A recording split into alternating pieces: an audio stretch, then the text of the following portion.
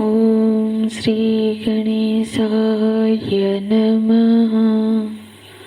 ओम श्री सरस्वत्यै नमः। ओम श्री गुरुभ्यो नमः।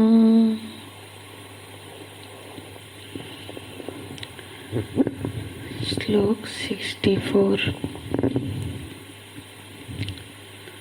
रागद्वेषवियुक्तेस्तु विषयानिन्द्रियैश्चरन् आत्मवैसेर्विधेयात्मा प्रसादमधिगच्छति।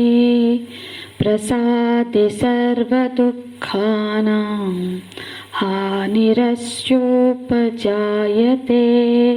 प्रसन्नचेतसो यासु बुद्धिपर्यवतिष्ठते। बुद्धिपर्यवतिष्ठते।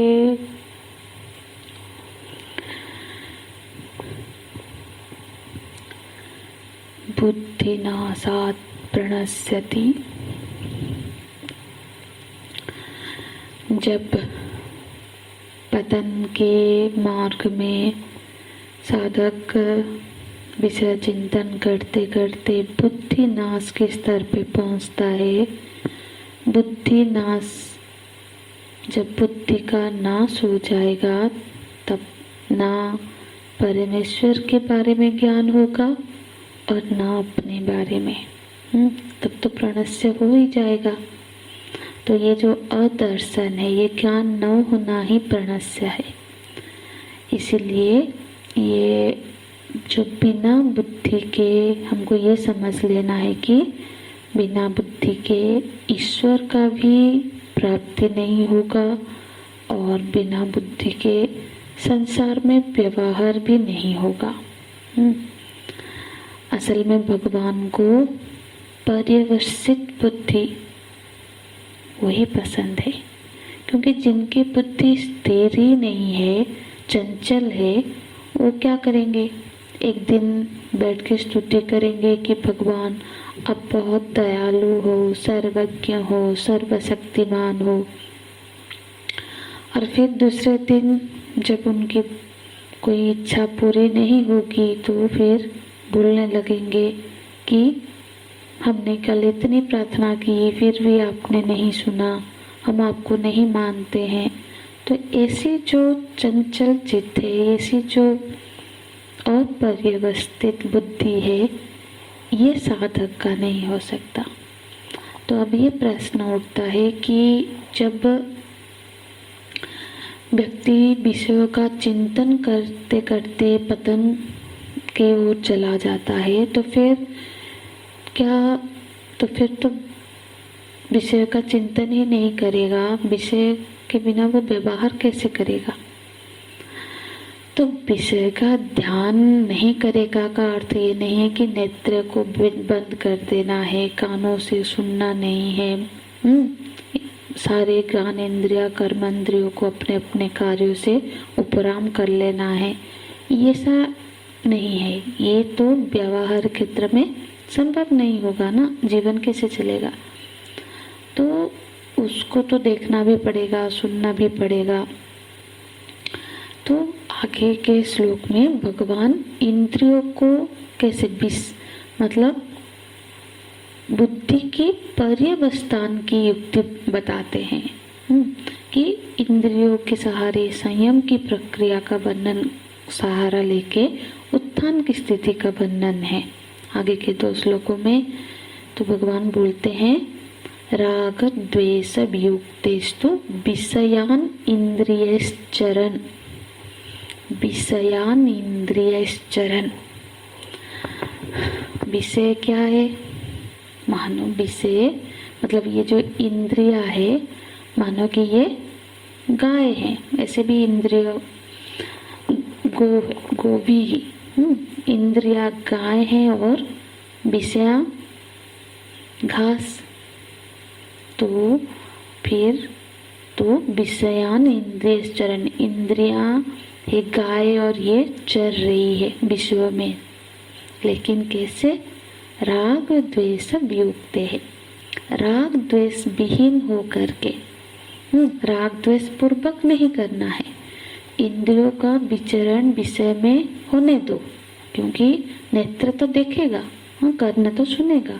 इंद्रियों का विचरण विषय में, उसके विषय में होने दो, पर इसमें सावधानी कहाँ रखनी है?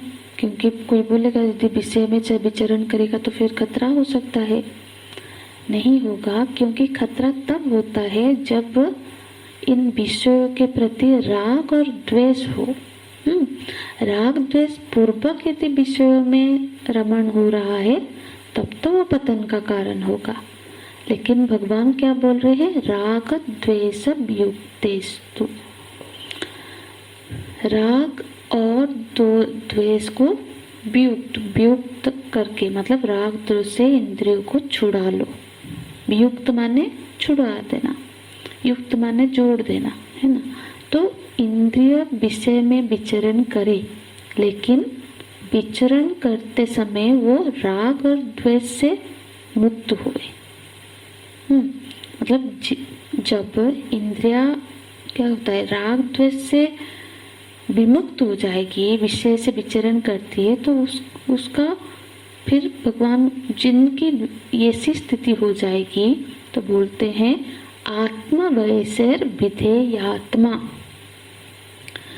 मतलब जिनके आत्मा वैसेर सारी इंद्रिया वशीभूत हो जाएगी।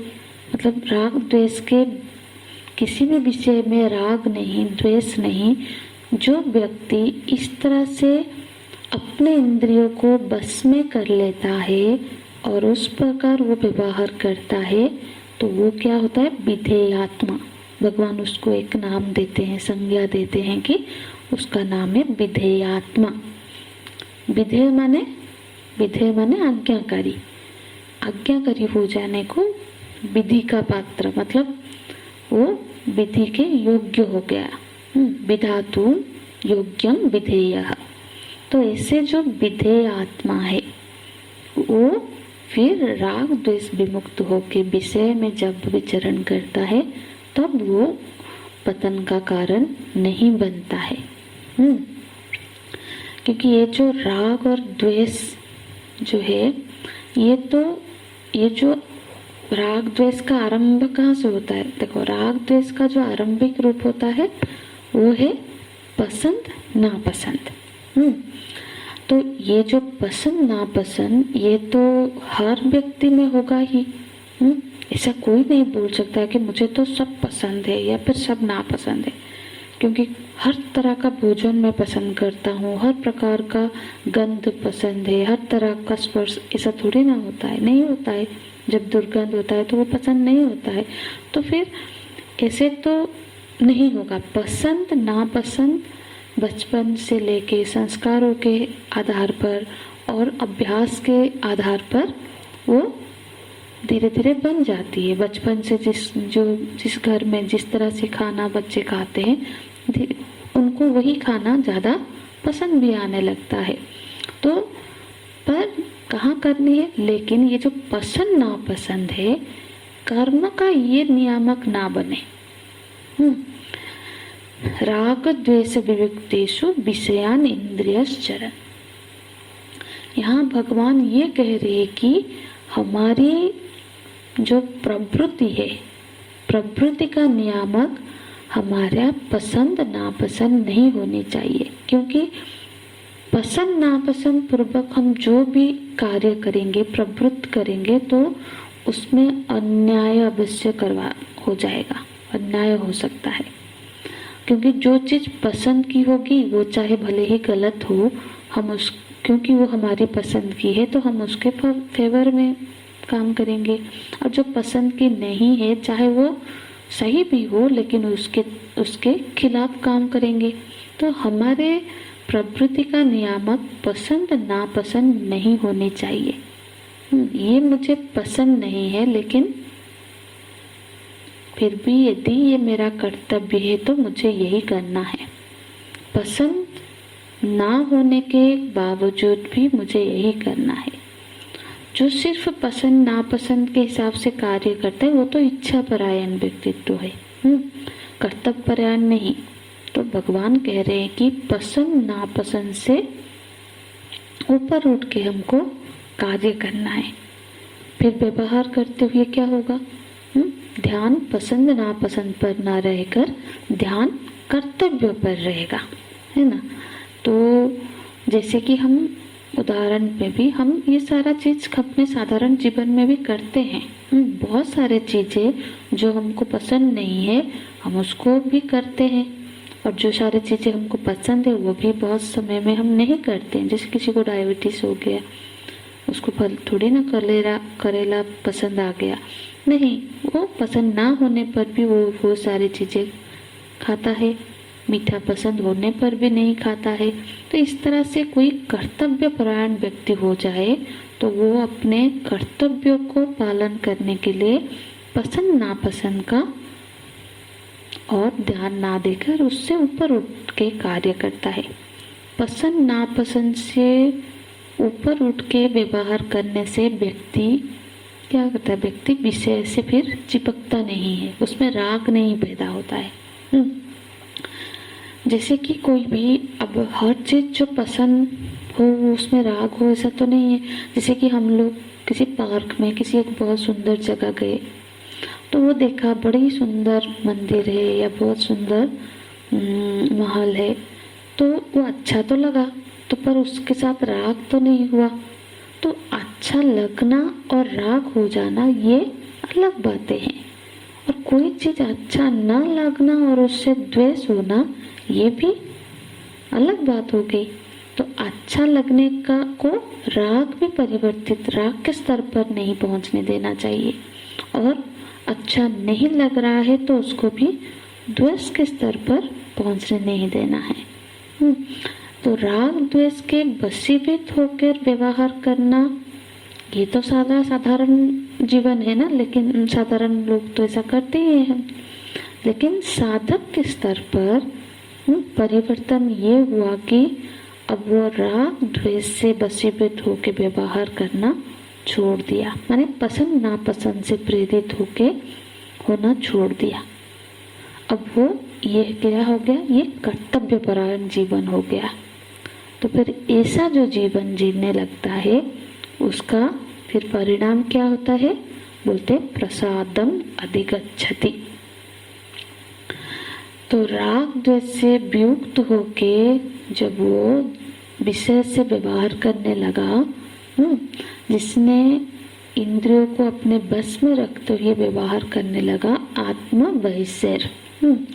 ऐसे जो विधेयात्मा मतलब माने जिसका अब ना सिर्फ इंद्रिया ही बस में है बल्कि उसका अंतःकरण भी उसके बस में हो गया है, माने अब उसका मन उसके अधीन हो गया है, वो इसी को कहते हैं विधेयात्मा। तो फिर ऐसे जो विधेयात्मा है उसका परिणाम क्या होता है? क्योंकि व्यवहार करते हुए भी वो पूरी सजगता के साथ कर्तव्य परायण बुद्धि से व्यवहार कर रहा है, ऐसा जो साधक है वो प्रसादम अधिगच्छति, उसको प्रसाद मिलता है। प्रसाद क्या है? प्रसादो प्रसन्नता, चित्त में सहज प्रसन्नता का भाव उत्पन्न होता है। ये कार्य हमको मतलब पसंद नहीं था, फिर भी उसने उस कार्य को कर्तव्य बुद्धि पूर्वक किया, और जब वो कार्य संपन्न हो गया तब अंदर प्रसन्नता को प्राप्त होगा। क्योंकि सहज ही इच्छा परायणता से क्या होता है? प्रसन्नता तत्कालिक थोड़ी देर के लिए तो ऊपर मिलेगी, लेकिन स्थायी प्रसन्नता नहीं जागेगी। क्योंकि जो सभी के अंदर एक विवेक तो होता है, जो कोई इच्छा परायण जीवन जी रहा है या फिर कोई ऐसी इच्छा का वो पूरा करने जा रहा है जो निषिद्ध है, उसके पहचान के हिसाब से उसको करणीय नहीं है, कोई भी चीज हो तो हालांकि वो करता है, करने का थोड़ा सा सुख ऊपर मिलता है, पर अंदर प्रसन्नता नहीं पैदा होती है, क्योंकि अंदर वो जानता है कि ये निषिद्ध है। पर जो कर्तव्य परायण से जो प्रसन्नता जागती है कर वो चिरस्थायी होती है, क्योंकि वो कार्य विहित था तो वो ज़्यादा प्रसन्नता देता है। और इस जो कर्तव्य परायण से जो संतोष प्राप्त होता है वही प्रसाद है। तो इस तरह से जब चित्त में थोड़ा थोड़ा प्रसाद प्राप्त होता रहता है, फिर उसका चित्त इस योग्य बन जाता है कि वो तत्व चिंतन कर पाए, क्योंकि वो प्रसन्नता का भाव उसके अंदर रहता है। तो सत्व प्रधान चित्त बनता है और फिर उसमें ज्ञान निष्ठा बन पाती है। तो इसलिए भगवान आगे के श्लोक में अब बोलते हैं, प्रसादे सर्व दुखानां हानिरस्य उपजायते। तो प्रसन्नता से उसके सभी दुखों का निवारण हो जाता है। ये हम कल के कक्षा में चर्चा करेंगे। हरि ओम तत्सत्। ओम पूर्णमदः पूर्णमिदं पूर्णात् पूर्णमुदच्यते पूर्णस्य पूर्णमादाय पूर्णमेवावशिष्यते। ओम शांति शांति शांतिः।